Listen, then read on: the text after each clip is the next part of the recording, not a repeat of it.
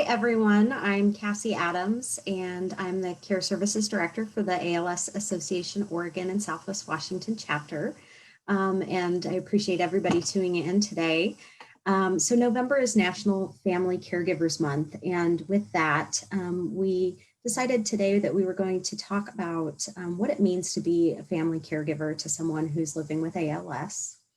And we're joined by Sharla Settlemier, who is a family caregiver for her mother who had ALS, Laurie Clarke, who is currently a family caregiver for her husband, and Ashley Pieren, who is a family caregiver for her mother who's living with ALS.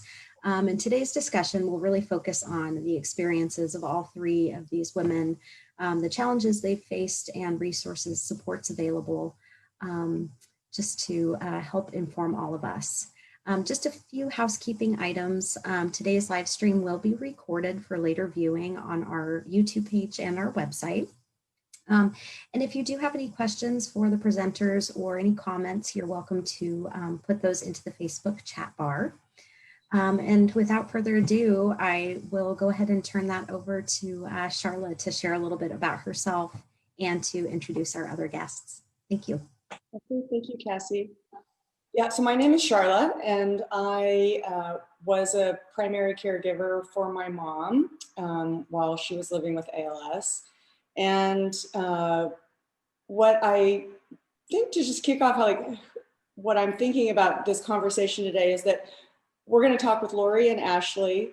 And even though we all have different circumstances in the sense of the disease takes its own progression, and every family has different ways of supporting the person that we love with ALS. You know, we have different family members, friends, neighbors who will pitch in and help us out. But there are some things that we all share in common.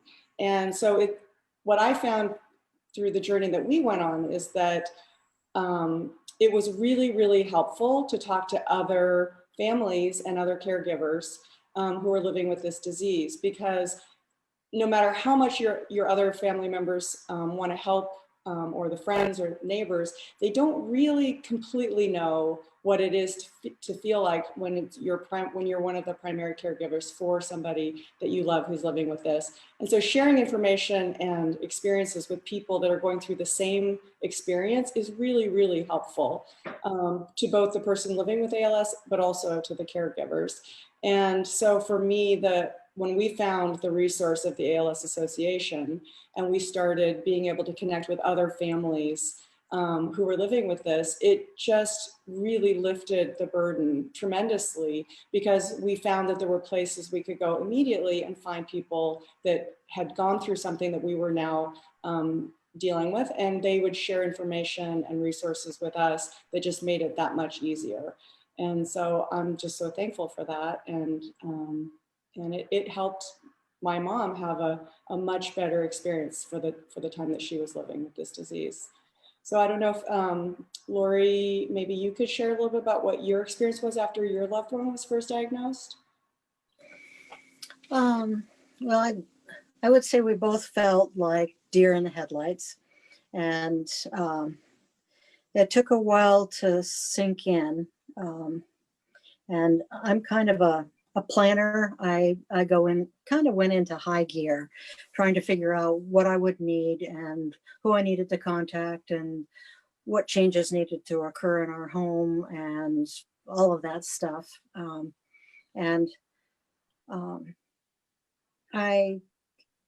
I probably grieved very hard for actually a whole year. Both of us did, but now it's the new norm. That makes sense. How about you, Ashley? Yeah, so my mom was first diagnosed, which in a season that was actually really joyous for our family. We found out I was getting ready to get married in a few months, and all the activities that come with that was just this really fun-filled time. And so that kind of provided what at the time was a really good distraction from what this actually meant for our family.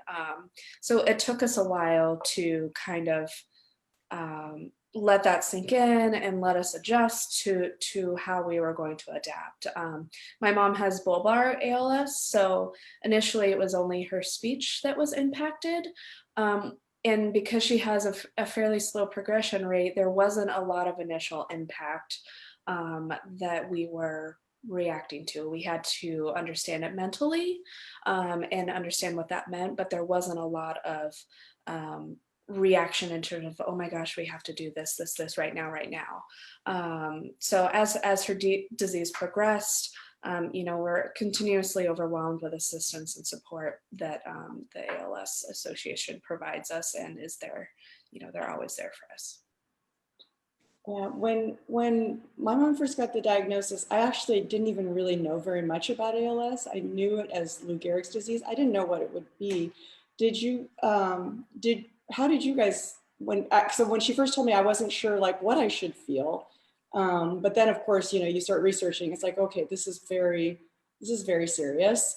What kind of transition did you go to kind of come to terms? I mean, Laurie, you said that you were grieving for the first year. What were the things that helped you kind of come to terms with this is just, we have to enter a phase where this is the new normal?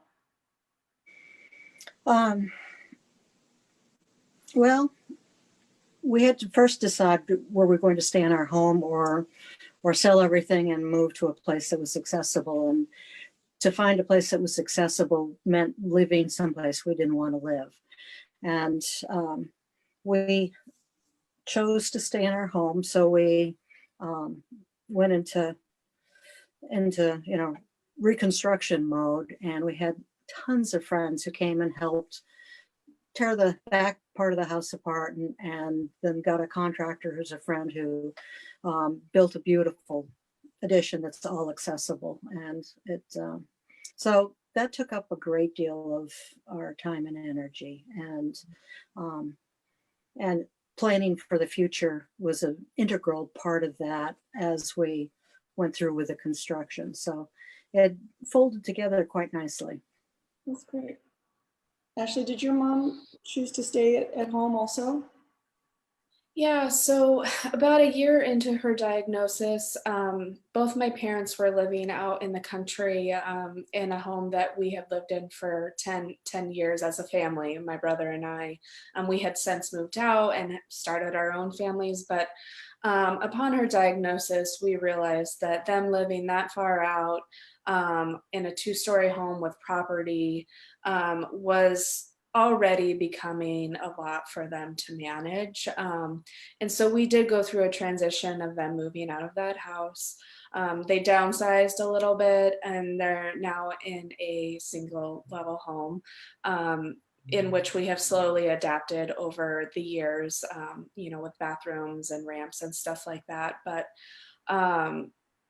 yeah, they're 10 minutes away from me now, and I don't live with them. And so it was really important as their primary caregiver to have them be closer to us so we can, I can be over there in 10 minutes if I need to be, or, we can get to the doctors easily, and just kind of think about that in the long term.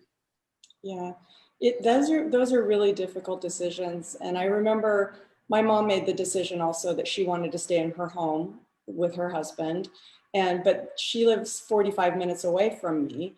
And I, of course, wanted her to be closer to me. And so I remember there was this tension for a little while of, well, wait a minute, no, if you move closer, I can see you every day, and I can be there in just a moment's notice. And also there's better resources if you move closer to the city. And we had these conversations, and it was not always comfortable, but I came to realize the most important thing for her was to feel like she still was in charge of her own decisions. And so when I accepted that, we just came to other plans. And so I just made arrangements. I was fortunate enough that I was at a point in my life where I could take time off of work, and I was able to, go and spend an entire day and evening with her 2 or even 3 days a week. And I just made that a part of my schedule. And once that decision was made, it became easier because I just decided it was most important that she direct how she wanted to live her life at that point. but as when we love them, we sometimes think we know what's best, right? Yeah. Can you guys talk a little bit about what it's like, because you do have, you know, a life. I mean, Ashley, I know you have a young child, and we all have other obligations in our lives. How do you balance the various things? Because I know there's this like tendency to like, I want to spend as much time with this person that I love as I possibly can, but there's life that goes on that we have to balance. How do you do that? I'll go ahead and go. It's really difficult, and that is the challenging part, because my mom's been living with ALS for 5.5 years, so that has also kind of like evolved over time, right? So originally it was more emotional support, being there for her and helping her get through, just even the understanding of what ALS meant and what it was. But you know, the emotional sides of things has never been our family strong suit. So it has really made us grow in that way. So it's gone from being that to being more hands-on, to being, you know, there every day doing hands-on care, to becoming more of a leader and delegator for our family, and often making some decisions on my mom's behalf, which is sometimes can be nerve-wracking and difficult. So I've been evolving as a caregiver, and I know that there's a lot more evolving and learning and growing to do as time passes. How about you, Laurie? And for me, it's quite a dance to be married to somebody who's got ALS. It adds an entirely wonky perspective to the relationship or the dynamic, and so there's the issue of me making decisions that involve him. You know, we've always done things as a partnership, but there are times now when he can't be. He doesn't have the capacity for some of the big decisions that need to be made, and it gets very difficult, and it's a dance. So we talk about it as much as we can. And one of the hard things for him is that he's got pseudobulbar effect that came with fairly early on with his ALS diagnosis. And so if things get a little bit emotional, he pretty much is done talking. The response that he gets physically just completely gets in the way of conversations. So there's a tug and pull and dance between, you know, who's making decisions, and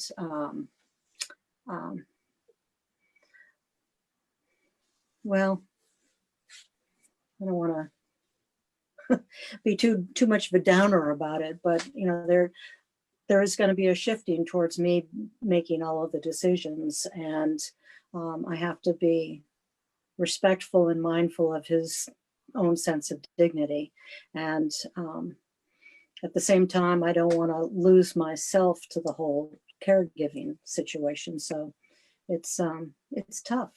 That is really important to, I mean, I think that sense of balance of, yeah, as the disease progresses, there are new responsibilities and new challenges. But it is also important, like for caregivers to spend time taking care of themselves, because we can't take the best care of the person we love if we aren't also taking care of ourselves. So this is where sometimes, like, you know, understanding what the resources that are available, or just what are some of the ways that you take care of yourself, and make sure that you can recharge those batteries and come back with, you know, feeling like, okay, we're going to have a good day, not I'm going to be struggling today. So what are some of those ways that you do that? Maybe you want to go first, Ashley? Sure. So honestly, for me personally, the biggest help that I've had is the support groups. And I didn't go to them initially. I probably waited 1 or 2 years in order to first go into the support group. And honestly, that's one of my biggest regrets is I wish I would have gone right away. Just because it is I depend on them now. And I feel like they set me up for success, and they help me navigate things as we move forward. And it gives me so much awareness and like a community as a caregiver. I remember the first time going, I just, it feels funny, but I just left with a smile on my face because it was like, I'm not alone. Like I had, other people know exactly what I'm going through. And it was just, I had never felt that way since we started this whole thing. Like I was always doing a lot of explaining, and I didn't have to explain to this group of people, which was really nice. So the community that comes with it is really special. The way that I take care of myself, I'm still working on this. Like, I'm not quite sure. I feel like self-care is like one of these words we hear a lot these days, but I'm really breaking that down and like not necessarily thinking about the pedicures and the spa days, but thinking about more like my mental and physical health. I have to keep it reminding myself that saying yes to something else, so that you're not saying no to yourself. Like I can't pour care out of an empty cup. And so I'm trying to learn how to fill my cup and how to build that into my lifestyle. And another thing I'm trying to learn is like letting go of the guilt that I have sometimes for taking pleasure in something, and kind of investing in myself. Often when I'm like out doing something fun, I feel a little guilty about it, and I have to kind of let that go and realize that this is an investment in my happiness, and that I need to fill my cup in order to be able to give that cup to others, and to be able to care and to be a good caregiver, as long as I need to be. Actually, that's awesome. Thank you so much for sharing that, because I think all of us feel that way. Like there is a sense sometimes of, if I'm having fun and I'm out doing my own thing that I can't share with the person that I love that's living with ALS, like somehow there's this guilt that comes that is not, it's not helpful. And it's certainly not what the people we love would want us to feel, but it is just natural. But finding, ways to give ourselves grace is really important. How about you, Laurie? How do you find ways to take care of yourself? Well, I completely agree with what Ashley said about support groups. I remember one of the first support groups that I went to, I left there thinking, I found my people. Yeah. Somebody who understood. And that's been wonderful. And I've leaned on the social workers at the ALS Association, and will continue to. They're absolutely wonderful. And I've got really, really good family. They show up when they need to. When I say I'm having a hard day, they come over and help out with stuff. And I take some time, even I've completely changed how I look at self-care. And if I can go outside on the back porch and watch the birds for 3 or 4 minutes, that's a really good thing. And sometimes that's might be all I get. But I also, have hobbies. I love to do photography, and I love to make jewelry. So if I only do a tiny little bit in a day, that's okay. It tends to be sort of a lifeline. I think that's really a really good insight. And the sharing that you both said about the support groups being so helpful. I think that was a surprise for all. I mean, it sounds like it's kind of surprising for you guys how meaningful and helpful that was. And it was definitely a surprise for me, and also the support group for my mom. I remember when it was first suggested, Lance Christian kind of suggested that my mom might consider going to one of the support groups. And And her initial response was, well, I don't know, I'm not much of a joiner, which I thought was really funny because she's the most social person I've known in my entire life. But I was like, okay, maybe you're not a joiner. But then she thought, well, let's just give it one try. I'm not sure if I'm gonna like it. And I think she was a little afraid that it would be sad and that she would hear things that would scare her. But what we found from the very first meeting was that we, just like you said, Ashley, we laughed. We were laughing in the meeting. People were telling jokes. And she found her people that understood exactly what she was going through. And I found people who also understood as a family member, like how are we going to navigate this? And I agreed, like the whole thing of not having to explain to people or not wanting to burden other people with, you know, the things that we're dealing with on a daily basis, but just talking to people who know makes a huge difference. And my mom made such wonderful friends at her support group, and we were so thankful for that. There are also other great resources that you learn about by going through the support group meetings. Some of the things that I think the ALS Association provides that we didn't know, you know, things like the loan closet. And have you guys taken advantage of things like that? Very much. Yeah. Yeah. Yeah. So we, because it is one of the burdens, I think, of this disease is it's an incredibly expensive disease, and a lot of stuff is not covered by insurance. So having things like the loan closet to be able to get access to equipment that will just help make life easier is really incredible. Can you share like maybe something that has surprised you about caring for your loved one? Yeah, like I think it has definitely changed and evolved our relationship from a mother-daughter standpoint. I'm learning a lot of things about her that I don't feel like I would have got to know otherwise. You know, it's totally changed the dynamic.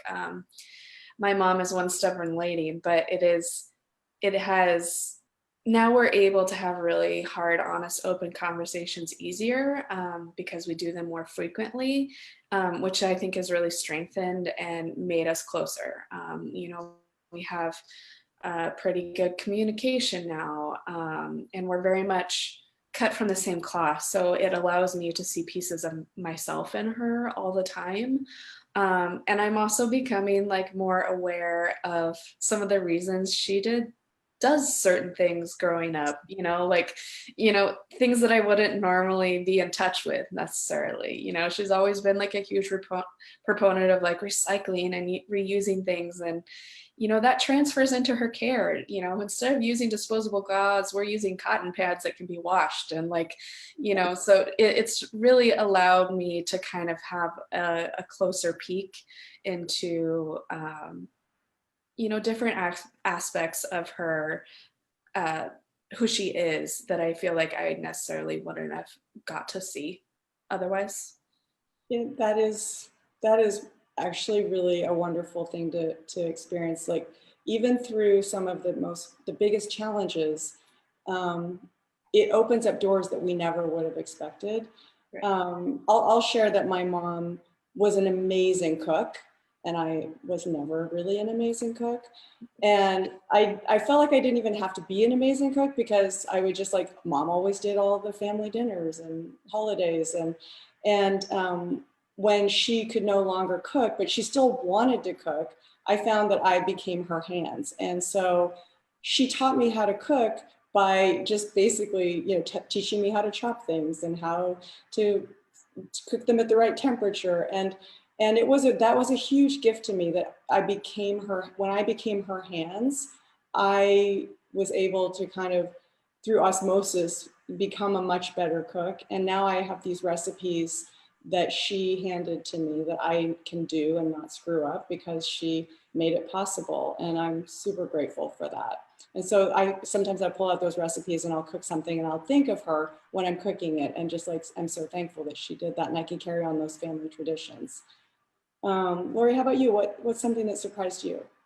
Well, there are two things. One, I remember at one point, quite a while back, thinking, I wonder if I'm going to be strong enough for this. And what the whole thing has taught me is that I am. If I doubted it, I didn't really need to. And that was a surprise. I've done caregiving in the past, and I know what's involved. And I knew that this was a whole different level of caregiving than I'd ever done before. I think of helping my dad with Alzheimer's as training wheels for this. But I was pleased and surprised that I think I'll be tough enough for it. The other thing is kind of simple and sweet, and that is that my husband is very, he's always come up with the most elegant, simple solutions to little problems. And it usually involves the woodworking shop and being out there and helping him with different projects. When I come to a dead stop because I don't know how to do what's next because it doesn't make sense or whatever, he comes up with these just tiny little elegant solutions that I look at him and think, how did you figure that out? And he usually gives it, credit to his grandfather or somebody, but it's just another level of surprise that I wasn't expecting, and it's very sweet. That is awesome. Yeah. I see we're kind of coming to the end of our time, but to kind of finish this up, maybe if there's just like one piece of advice that you'd like to share to give to another caregiver, what would it be? And maybe Laurie, you can go first. I got wonderful advice from another caregiver. She said that she found that when changes occur in her spouse, that she would freak out a little bit because there was a whole new way of doing things all of a sudden, and emotionally she wasn't quite ready for it, or he wasn't either. And it was okay to freak out for a little while, but then you get into the problem solving mode and it becomes the new norm. And I had noticed that was what was happening with me, but I hadn't connected that this is an okay way to be. It's when things change dramatically suddenly, you have to take stock and put your head in order and then move on. And it was really helpful to hear her say that. Yeah. How about you, Ashley? I really love that, by the way. I have noticed myself over time, like initially the freakouts were very like, oh my gosh, oh my gosh, oh my gosh. And now as I'm like I'm still doing the oh my gosh, but it's like, it's okay. I'm oh my goshing, but like, you know what, I'm already moving on to the solution. Like I'm already moving on, but I'm still going through that process, but it rattles me less, I guess. Yeah. But if I was to have advice for other caregivers, I don't know, I would say one day at a time. I would say to be proactive. I've had really good success trying to plan in advance of needing certain things. And then the biggest one is that it's okay to ask for help, which I've had a hard time doing. As soon as you need that, or if you have a specific problem, it's likely someone else has gone through the same thing, and you can ask around and you can ask for help. And that's where the support groups really come in handy, is that it's likely that someone can give you some good recommendations, or at least a place to start. And then just circling back to the support groups. I wish I would have done it sooner, and I'm still working on my mom to get her to attend the support groups. I have had little success, but it's been super valuable for me. That's great. I think that you guys summed it up. I mean, asking for help and being okay with the fact that sometimes we don't feel okay about this. That's normal and healthy. And if we ever feel a little bit too stuck, then reaching out and asking for help from people who are ready and willing to help us. The ALS Association is a godsend for our families. And so they are there and they have amazing resources and experience. So I think with that, we'll go ahead and wrap it up. I so enjoyed talking to you both. Thank you so much for taking the time and sharing, and it makes it so much better to be a part of this community that Lance always says, it's like the most amazing, wonderful community that you never wanted to, or club you never wanted to join. Right. Yeah. Well, thank you. Yeah, thank you. Bye. Bye-bye.